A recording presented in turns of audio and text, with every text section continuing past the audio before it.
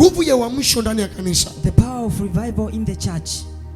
Kama kanisa as a church halina uamsho, it does not have that revival. Kama kanisa if the church alijatambua it does not know nguvu ya uamsho, the power of revival, basi kanisa hilo ndani yake hakuna Mungu wa kweli. That church it doesn't have that true God. Ndio pale zinafanyika ibada zenye mazoea zaidi ya vile ambavyo tunafikiria. In that way the service of useful ways that are made. Ibada ambazo zimejawa mazoea. The service that are full of usefulness. Kupita kawaida. More than anything. Kupita kawaida. More than anything.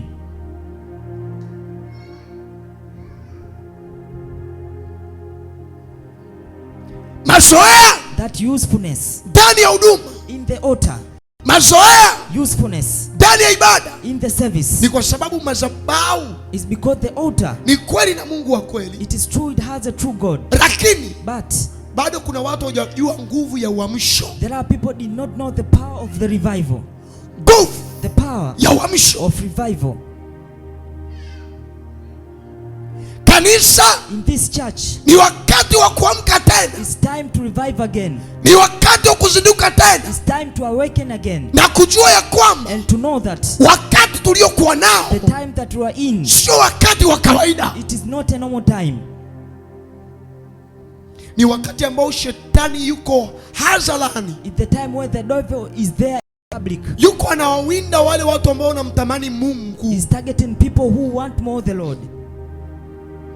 Bwana anaonyesha kitu cha ajabu. The Lord is showing me very difficult thing. Cha ajabu sana. A very difficult. Juu ya taifa la Tanzania. In the country of Tanzania. Na sijui kama watumishi wa Mungu wanaelewa ninachosema. I don't know if the people of God they know what I'm speaking.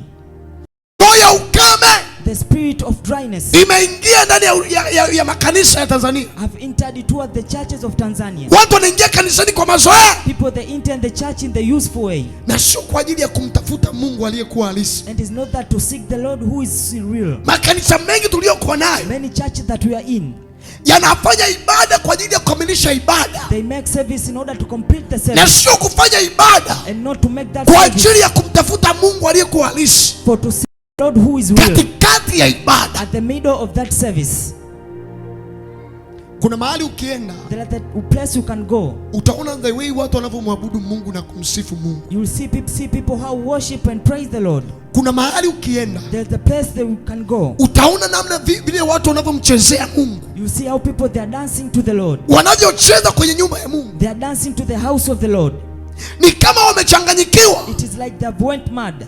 Lakini wana roho ya wana wa Asaf ndani yao. But have that spirit of Asaph inside. Kanisa ambalo the church that linasifu na kumwabudu Mungu katika roho na kweli. They praise and worship the Lord in truth. Mungu, the Lord, hawezi kuacha kukaa kimya kulibariki kanisa hilo. He cannot stay quiet that church. Mungu, the Lord, hawezi kukaa